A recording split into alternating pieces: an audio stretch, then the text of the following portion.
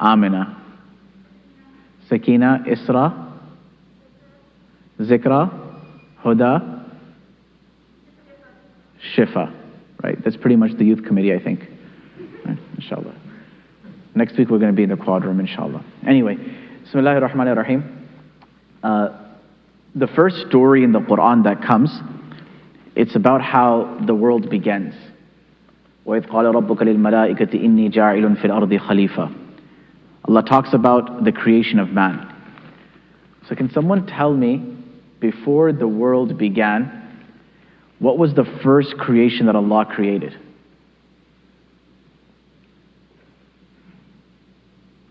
Anyone? The jinn? Okay. Anyone have a different answer? Shaitaan? Okay. And the sisters? What was the first creation Allah created that we know about? The pen, okay. The angels. The angels were the first creation that Allah subhanahu wa ta'ala created. After He created angels, now angels are made out of light, nur. There's two ways of getting light. One is a peaceful, calm light, and one is through fire. The light that you see in the world today is pretty much from one singular source, and that is fire. You have the light of the sun, it's from fire. You have electricity, it's from fire. So the singular source of light that you see in the world that we know about originates from fire. And how do you say fire in Arabic? Nar. Very good. So now you have two things, nar, and then we have nur. Right? They're both light. One is nur and one is nar. Now, how is nur and nar written? Does anyone know how it's written in Arabic? How is it written in Arabic? How is it written in Arabic, nur? Good. It's noon, waw, and ra. Okay? And how is nar written? Noon, alif, and ra. So the first letter of nur and nar is what? Noon. What's the last letter? Ra. The middle letter changes. In nar, it's an alif. In nur, it's a waw. An alif is standing up. It's stern. It exudes arrogance. And a waw is curled up. It's sitting down. It exudes humility, which shows that nar and nur both have light. Nar, which is fire, the light that comes from nar, which is your sin, disobedience, arrogance, it creates a level of arrogance inside you. Whereas the light that comes from nur, this waw that's curled up, it exudes that it shows humility. And that is why there are two different types of people who shine. There are those who shine with clout online, on TikTok, social media, whether it's sports, but they have arrogance in them because they have the nar. And the one who brings nur inside them, the spiritual light, they're humble. People like them automatically. Everyone wants to be liked. Sometimes people like us for a short time, then all of a sudden they don't want to be around us anymore. Why? It's because we exude this nar from us. We exude this repellent. You know, you have a bug repellent. How many of y'all use like some sort of bug repellent at home? Right? That repels the bugs. That's the same thing with us. We begin repelling people. But if you embody nur inside you, then people get attracted to you. You ever seen a donut? What happens if you leave it out? There's flies that come. Why? It's because it's sweet. Something that's sweet, it brings people together. And something that is arrogant, it repels people. So Allah creates first creation He creates out of light, nur, and angels. So the angels are unique. Some angels have wings, some don't. Some have 2 wings, some have 4, some have 8, some have 600. Angels are different sizes and shapes. Angels are made from light, but they all have one thing in common. لا يعصون الله ما أمرهم. They can't disobey Allah. Now Christians, they believe angels are different. What do Christians believe about angels? Does anyone know?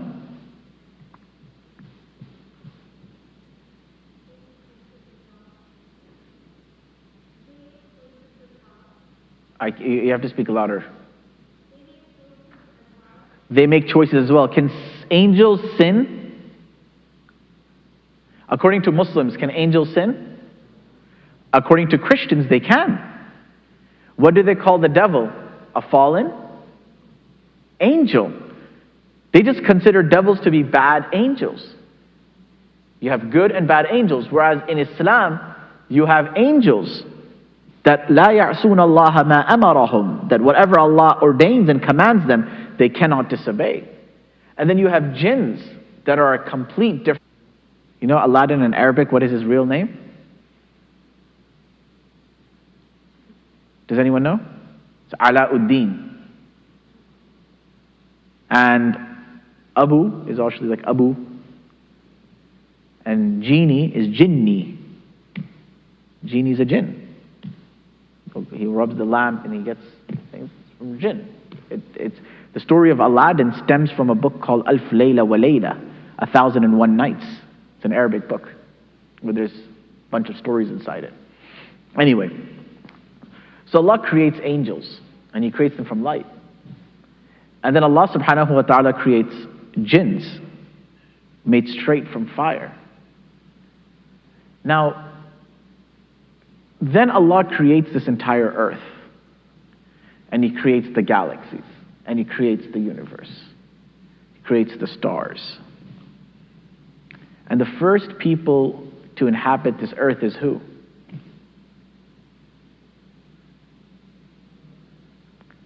No, not the angels. The jinns. Now, have jinns seen humans at all yet? They haven't seen humans. Jinns are of different types. You have jinns who can fly. Not all jinns can fly. You have jinns that can transform into different objects or different creatures. Not all jinns can do that. Some of them can. So the jinns come, and they're the first creation that inhabit this earth. Now, have they seen any humans yet? What are they seeing around them when they're here on earth? Constant fighting. Okay, that happens after. But imagine you're the first group of jinns, right? Imagine every one of you is a jinn. And you enter earth. And you look around. What are you seeing? What's the other living object besides you? Animals. So now jinns, you see, Allah distributes His blessings evenly.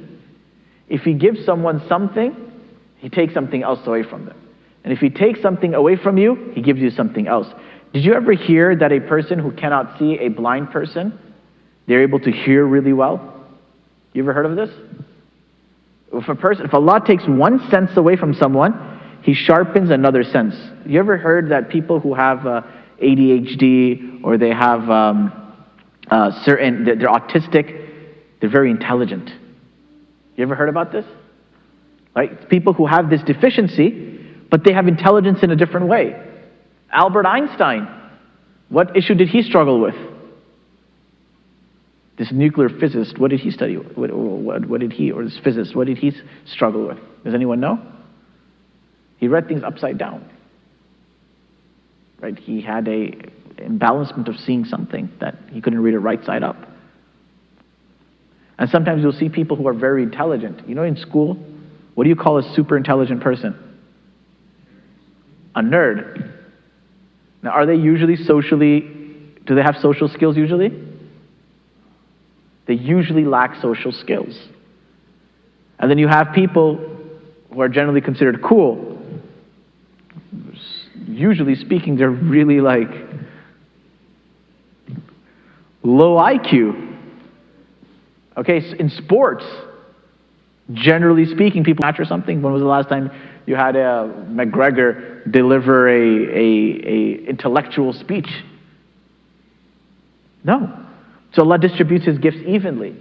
So jinns, Allah gives them strength, but He takes away something else from them. He takes away intelligence. So the smartest jinn has the IQ of generally a 10-year-old. So they're not very intelligent, but they're very strong. So what happens when you bring a bunch of 10-year-olds into a room together? What do they want to do? Go crazy. So what do they do amongst themselves? They fight. If all the adults left from here, and you guys just had the musalla to yourselves, in a very short time there would be a wrestling match or fighting or something would happen. Now imagine you can shapeshift and you want to fight and you have the ability to shapeshift. So what are you going to turn into? A rhino. But there's already a rhino there, so would you want to turn into a rhino? But you can shapeshift into anything. Not only just this, but you can make your own shape as well. So what would you shapeshift into? What was that, Rahman? Say it. Me? Remember I told you guys about the highly intelligent one and the sport?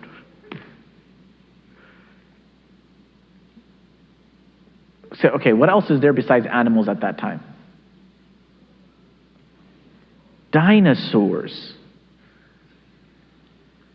It's a high possibility that the dinosaurs were actually jinns. And different jinns transformed either into dinosaurs that were existent at that time, or they were the dinosaurs. Because now, when you're in a land where everyone's fighting, you want to have your own protective measures. You have something that looks like a stegosaurus, a pterodactyl that wants to fly around. I told you some jinns can fly, not all can fly. Some wants to be a T-Rex. Now again, they're not highly intelligent. You see the T-Rex with the small hands. What do I need hands for? I need a big mouth so I can fight. So then what happens to the dinosaurs? They die. How do they die? A meteor. Very good. So now what happens is that the jinns on earth, they begin fighting one another. And they begin killing one another. So Allah sends an army of angels.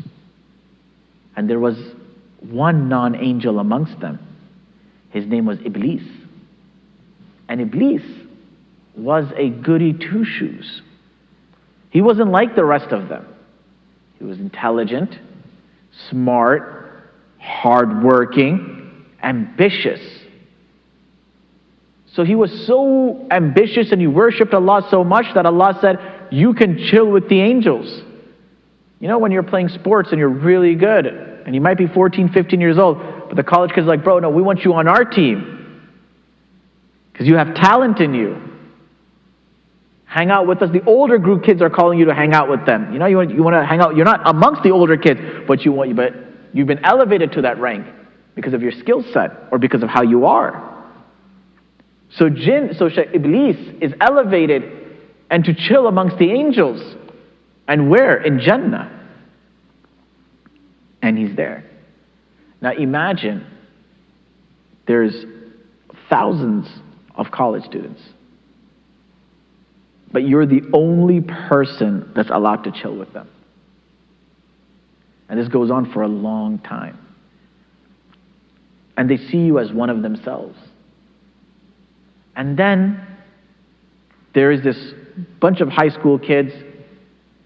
They're all rowdy, and they're TPing different homes. They're putting graffiti. They're smoking, and they're doing all of this crazy stuff. And the college kids come and they say, you know what? We got to take care of these kids. We got to whoop them. Are you going to come with us? Yeah, bet I'm with you. So you're also amongst them, but because you're chilling with the college kids and you're not seen like them, you're taken amongst them as well. And you go and you whoop all these high school kids. send them all back home, and you come back. And then there's this other kid that you hear about the whole time. Oh, this guy, all the college kids are talking about him. We want to chill with him.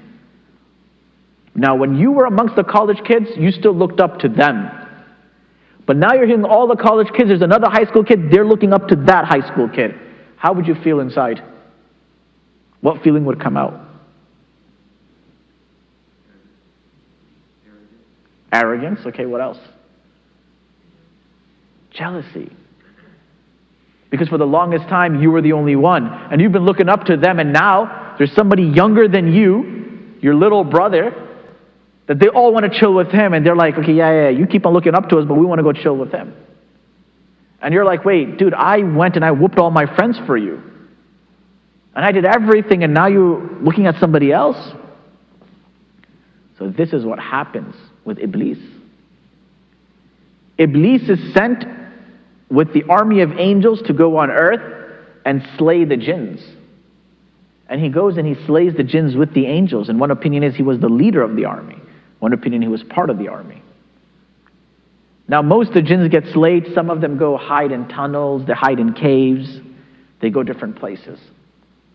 And the jinns that survive from then are the jinns whose lineage exists till today. The jinns that you see today, hopefully you don't see them.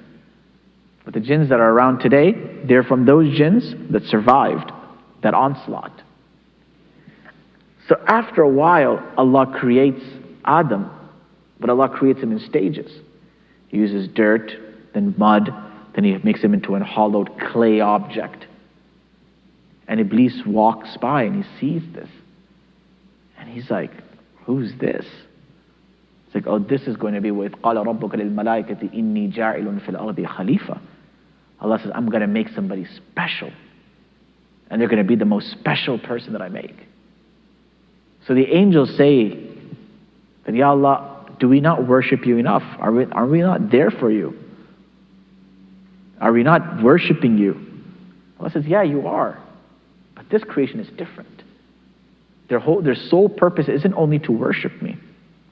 Now Iblis sees this. And then when Allah tells all the angels, وَإِذْ قَالَ رَبُّكَ لِلْمَلَائِكَةِ اسْجُدُوا لِآدَمَ فَسَجَدُوا إِلَّا إِبْلِيسَ. Allah tells all the angels, okay, I have made this human. Everyone fall into sajda to him. Now before this happens, remember I told you that the angels objected? Not objected, but like, you know, sometimes you're playing sports, and then your coach says, okay, I'm going to get somebody else, and you're thinking like, wait, did I do something wrong? Did I mess up? Why am I being put on the bench? Like, no, I want to have a different reason of why I'm focusing on this person. So the same way the angels, that's how they questioned. Not because they were questioning Allah, but they felt like, wait, Ya Allah, are we doing something wrong? Allah's like, no. Inni a'lamu ma la ta'lamun. I know what you don't know. This creation is different. Now, what's so different about this creation? Do we worship more than the angels do? So why create us? So the answer of the why is mentioned in 4 verses from وَإِذْ قَالَ رَبُّكَ لِلْمَلَائِكَةِ اسْجُدُوا up until وَإِذْ قَالَ رَبُّكَ لِلْمَلَائِكَةِ إِنِّي جَاعِلٌ فِي الْأَرْضِ خَلِيفَةً. From the top of the page, 4 verses. Allah answers this question. He brings the word ilm in its variations 8 times in 4 verses. He says, Inni a'lamu. Ilm means knowledge. Inni a'lamu ma la ta'lamun. I know what you don't know. Then Allah teaches Adam himself. وَعَلَّمَ آدَمَ الْأَسْمَاءَ كُلَّهَا.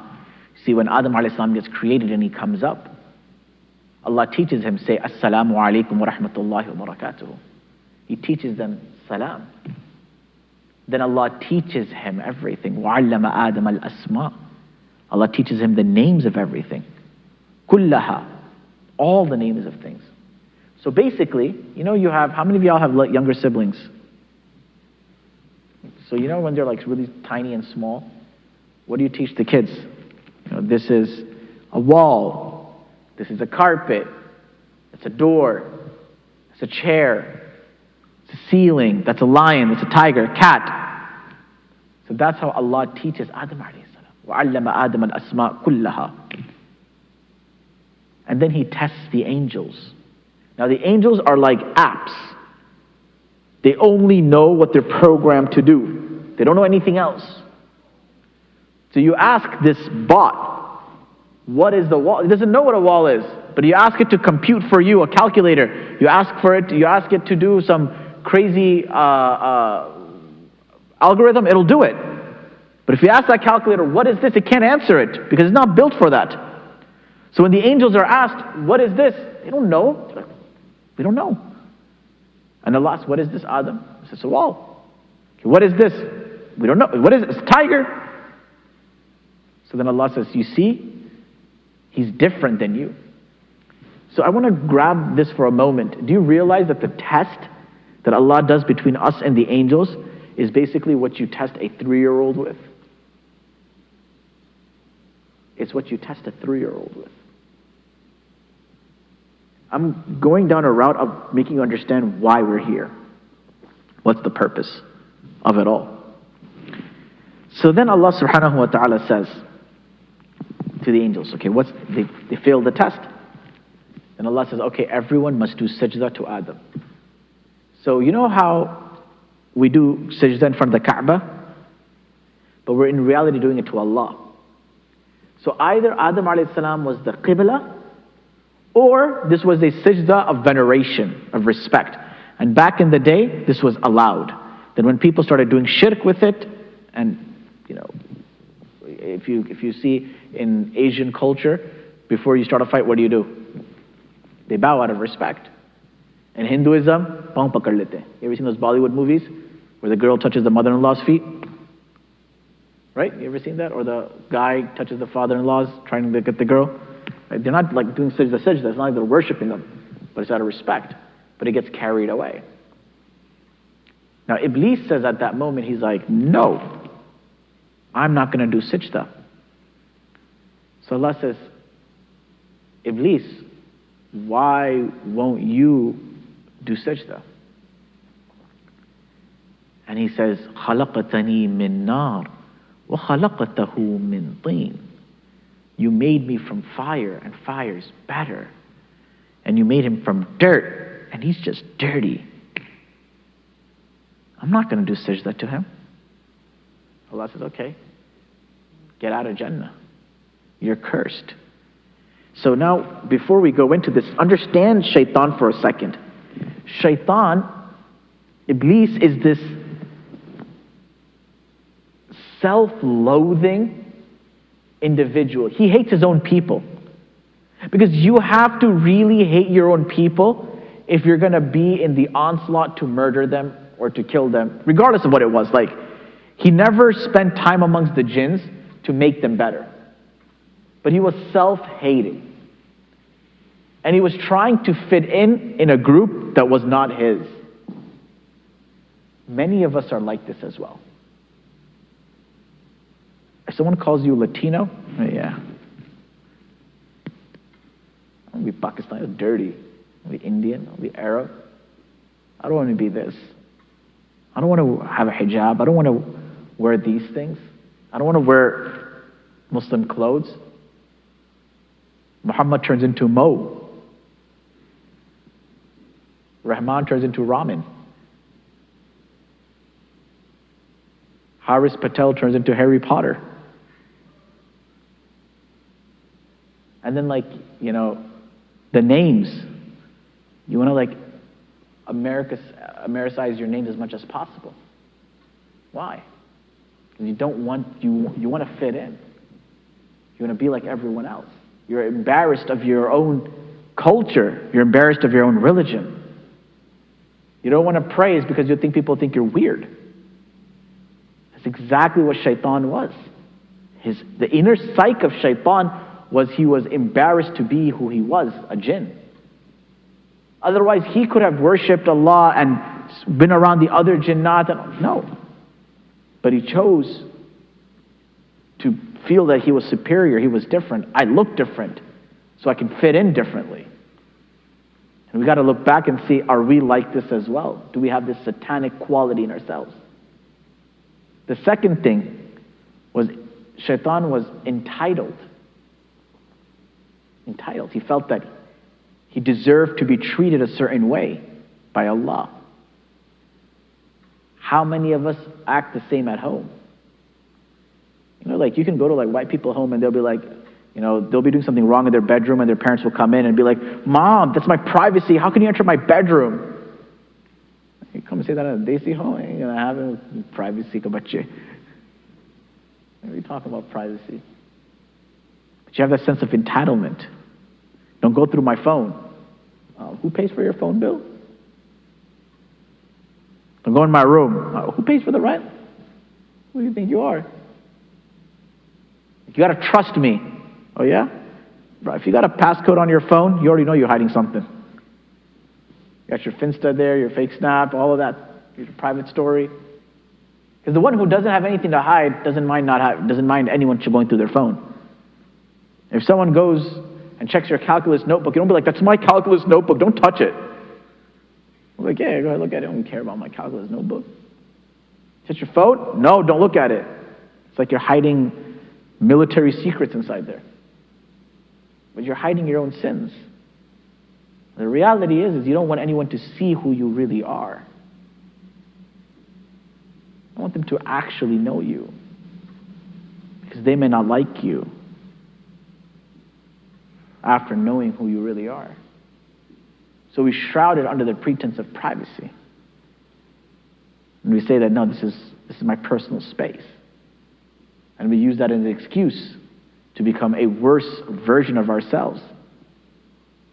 And the longer we feed that self of ours, the more difficult it will be to come back from it. So anyway, next week we'll carry on from the discussion of what Iblis says to Allah, the conversation they have. Subsequently, what happens with Adam alayhi salam. When Adam alayhi salam gets back on earth, what happens? We'll talk about all of that, inshallah. Next week, it'll be in the quadroom, so do call your friends, inshallah. And it'll be like how we were doing it before pandemic. Before we wrap up, inshallah, if there's any questions, it could be on the topic or any topic, it doesn't matter. On the brothers or sisters, we'll take some questions, inshallah. Yeah, go ahead.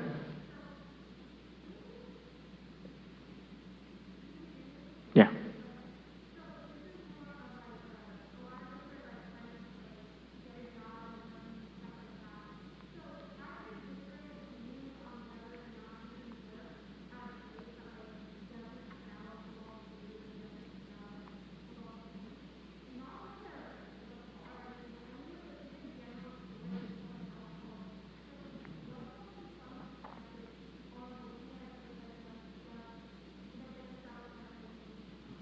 The question is that a lot of people are about to start working.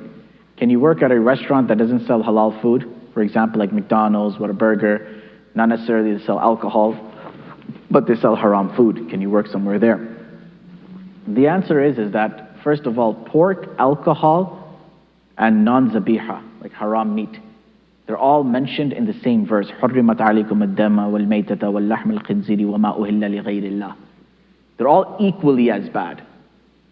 Ingesting pork or ingesting something that Allah's name hasn't been sent on, it's not dhabiha, is equally as bad. It's not that there are two different things that, oh no, at least I didn't eat pork. No, dude, eating what Allah's name hasn't been sent on is just as bad. وَمَا أُهِلَّ لِغَيْرِ اللَّهِ. Right? That's the first thing. The second thing is that it is not permissible, it is haram, to work at any job that predominantly services haram food, or you're handling it, or you're doing DoorDash where you're delivering it. That's haram money that you're getting. And any haram money that you bring in yourself, Allah will extract it in a different way later on, either through your health or through your wealth later on. You'll lose something else that is dear to you. And the Prophet ﷺ said that any body that is nourished by haram will not enter paradise. Lastly, unless there is a financial need and you cannot find a job elsewhere, and that's the only job you can find, and you are the only person supporting your family, then you can work there, as long as you're trying to look and venturing for another job. But if that isn't there and you're just doing it so that you can go eat out, you're earning money from a haram restaurant to go buy halal food, you're having haram either way. What if it's in a clothing store, like you're selling stuff to like clothes to girls that you know they shouldn't be wearing? That's different. So clothing store is that in essence the clothes aren't haram. Where they wear it, how they wear it is haram. So that's different. But try working in a guy's clothing store. Anyone else?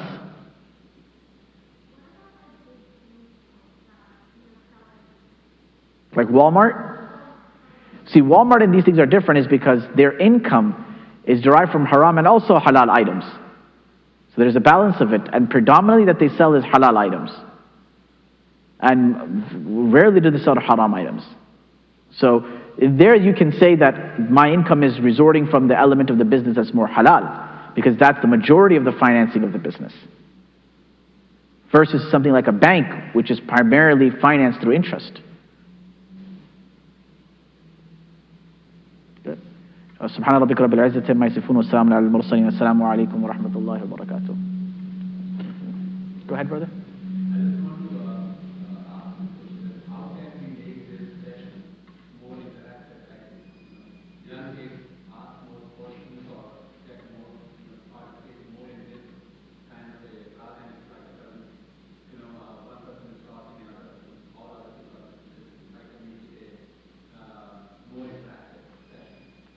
Inshallah, there usually are, but right now we are being broadcasted and the sisters are in a different room, and it's our first session, and it takes time for kids to develop that comfortability.